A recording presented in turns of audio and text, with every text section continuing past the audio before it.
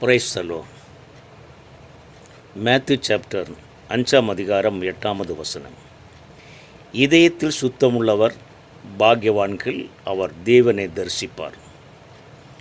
இனி மற்றொரு வசனம், பரிசுத்தம் இல்லாத எவனோ கர்த்தரை தரிசிக்க முடியாது. அதாவது இந்த 2 வசனத்திலும் ஒன்று பரிசுத்தத்தை காணிக்கிறது, ஒன்று சுத்தத்தை காணிக்கிறது. இயேசு கிறிஸ்துவை சொந்த இரட்சகனாக സ്വീകരിக்கப்பட்டவர், அதாவது இயேசு கிறிஸ்துவின் இரத்தத்தால் மீட்கப்பட்டவர், ஞானஸ்தானப்பட்டவர், 2 ரட்சிப்பு, 3வது அபிஷேகம் பண்ணப்பட்டவர். இவர்களுடைய இருதயம் சுத்தமும் பரிசுத்தவுமாய் இருக்க வேண்டும். தான் தெய்வத்தை கண்டத்தான் കഴിയും. ஒரு மனிதன், அதாவது அவனுடைய சரீரம், தேகி, ஆத்மாவு, இப்படி 3ஆக காணப்படுகிறது. ഒന്ന്, ശരീരത്തിൽ ആഹാരം ആവശ്യമാണ്. அப்போது தான் ശരീരത്തിൻ്റെ പ്രവർത്തികൾ നടക്കും. அதாவது ஜீவன் ஆവശ്யമാണ്. அதனால் ஆகாரம் சரீரத்திൻ്റെ வளர்ச்சிக்கு, ஆரோக்கியத்திനും ஆവശ്யமாக காணப்படுகிறது. ரெண்டாவது வந்து தேகி. தேகி എന്നത് ഡോക്കോമിൻ എന്ന ഒരു ഹോർമോൺ, അതായത് அந்த ஹோர்மோனிൻ്റെ പ്രവർത്തിക്കുന്നത് നമ്മൾ ശരീരത്തിലാണ്. அது பலதரத்திலுள்ள ஆசைகளை கொண்டு வருகிறது. இந்த உலகத்திலே எல்லா விதமான காரியங்கள் இருக்கிற, அதாவது அதை குறித்து நம்ம சிந்தித்து அதேபடி வாழணும், நடக்கணும், சம்பாதிக்கணும், உன்னதமான நிலவாரத்தில் ஆடம்பரமாய் வாழணும். இதே மனிதனுடைய இதயத்திலே பலகீனப்படுத்துகிற, அதாவது நியாயப்பிரமாணத்தின்படி கெட்டுப்பாட்டில் கொண்டு வருகிறார் முடியாத சில കാര്യങ്ങൾ. ഇത് ദേഹി, ശരീരവും മനസ്സും ഒന്നാണ്. അപ്പോൾ இந்த தேகி എന്നുള്ളത് பலவிதமான ஆசைகளை, உணர்வுகளை கொண்டு வந்து நம்ம ஒரு பாவத்தை குறித்து அனுதினம் அந்த பாவ சிந்தனைகள் தான் நம்ம கொண்டு போகிறதுக்கு இந்த தேகி நம்முடைய ശരീരത്തിൽ പ്രവർത്തിക്കുന്ന ഒരു ഡോക്കോമിൻ എന്ന ഒരു ഹോർമോണുകൾ. இந்த ஹோர்மோன் காரணம் நம்ம பலவிதமான பாவத்துக்கு அடிமைப்பட்டு நம்முடைய குடும்ப வாழ்க்கையில் எல்லா விதமான ஆடம்பரம், அதாவது உலக பிரமாணமான காரியத்துக்கு சிந்தனைகள் கொண்டு வருகிற இந்த தேகி. 3வது ആത്മാവ്. ആത്മാവ് ദൈവത്തിൻ്റെ ദാനമാണ്. ഇത് ശുദ്ധമുള്ളതും പരിശുദ്ധമുള്ളതുമായ ഒരു മനുഷ്യനുടെ இதயത്തിൽ നിന്നും ഒരു ജീവനദിയെപ്പോലെ ഒഴുകുന്നതാണ് ആത്മാവ്. യേശുവിൻ്റെ ഹൃദയം எப்படி இருந்தது?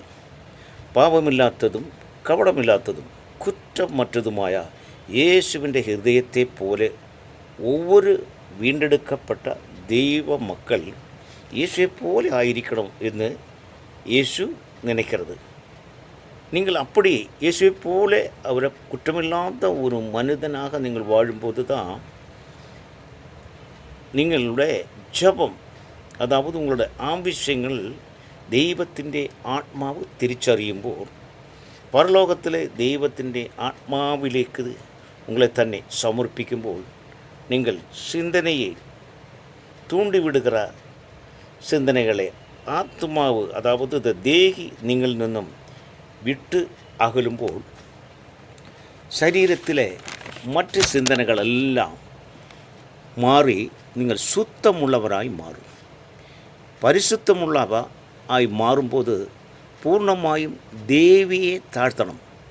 ദേവി എന്ന ചിന്തനകളെ, ദേവി എന്ന ഉലകപ്രമാണமான കാര്യങ്ങളെക്കുറിച്ച് ചിന്തിக்கிற அந்த ചിന്തനകളെ നമ്മൾ താഴ്ത്തപ്പെടുമ്പോൾ ஆத்மாவு உயரும். അപ്പോൾ நீங்கள் எந்த காரியம் வேண்டிக் கொள்கிறோ ஆத்மாவில் உள்ள நீண்ட தெய்வம் உங்களை உயர்த்தான் ஆரம்பிக்கும். നിങ്ങളുടെ வாழ்க்கையில் தெய்வீகமான ஒரு மாற்றத்தை உருவாக்கி நீங்கள் அறியும் அந்த ശരീരത്തിൽ எப்படி தெய்வமாட்டு നമ്മൾ சந்திக்கும்போது, தெய்வமாட்டு നമ്മൾ അടുക്കുമ്പോൾ നമ്മുടെ ശരീരത്തിൽ ദൈവാത്മാവിൻ്റെ ഉണർവുകൾ നമ്മളെ അനുഭവപ്പെടും. அதாவது சரீரம், தேகி, ஆத்மாவு பகுதி അറിയും വേണ്ട அந்த കാര്യങ്ങളെല്ലാം ശരീരത്തിൽ നിന്നും ദേഹി വിട്ട് ആത്മമണ്ഡലത്തിലേക്ക് ഉങ്ങളെ തന്നെ താഴ്ത്തി കൈമാറുമ്പോൾ എല്ലാവിധமான ഉലക ചിന്തനകൾ കഴിഞ്ഞാലിട്ട് ദൈവത്തിലേക്ക് നിങ്ങൾ തിരുമ്പുമ്പോൾ ദൈവത്തിൻ്റെ പരിശുദ്ധാത്മാവ് ഉങ്ങളിൽ ക്രിയ ചെയ്യാൻ ആരംഭിക്കും. ദൈവത്തിൻ്റെ ശബ്ദം നിങ്ങൾ കേൾക്കാൻ ആരംഭിക്കും. ஒவ்வொரு நிமிடத்திலும் ദൈവത്തിൻ്റെ ശബ്ദം നിങ്ങളെ നടത്തും, ആലോചനകളെ തരും. മുൻകൂട്ടി ഉങ്ങളുടെ എല്ലാവിധமான ചില കാര്യങ്ങളെക്കുറിച്ച്, அது രഹസ്യത്തിലുള്ള കാര്യങ്ങളെക്കുറിച്ച് பிதாவாய தெய்வம் உங்களுக்கு அது அவர் காட்டித் தருவார். அவர் உங்களை அப்போதான் கர்த்தர் உங்களுக்கு தரிசிக்க முடியும். இந்த ஜூன் மாதத்திலே முழுவதும், இந்த மாதம் முழுவதும் உங்கள் தரிசனமுள்ளவராகவும் சொப்பனங்கள் தரிசிக்கின்றவராகவும் நீங்கள் இந்த மாதத்தை தெய்வம் உங்களை கொண்டு வருவார். உங்கள் கர்த்தருக்காக உங்களை சமர்ப்பிக்கும் போது, அதாவது சரீரம், தேகி, ஆத்மா. அந்த தேகின்னா உலக பிரமாணமான காரியத்தை தூண்டிவிட்டு நம்முடைய ஜீவத்தை, நம்முடைய வாழ்க்கையை சிதறடிச்சு கொண்டு இருக்கிற அப்படிப்பட்ட சிந்தனைகளில் நிന്നും നമ്മൾ വേർതിരിഞ്ഞ് ദൈവത്തിലേക്ക് നമ്മൾ അടുക്കുമ്പോൾ ആത്മമണ്ഡലത്തിൽ உங்களுடைய விண்ணப்பங்களை, உங்களுடைய ஜப பாரங்களை கர்த்தர் அது ஏற்றெடுத்துக்கொண்டு உங்களை ஆசீர்வதிப்பதற்கு அவர் வல்லமையுள்ளவராயிருக்கிறார். ஆகவே உங்களுடைய ஹிருதயம் எப்போதும் சுத்தமுள்ளவராகவும் பரிசுத்தப்படுத்த வேண்டும்.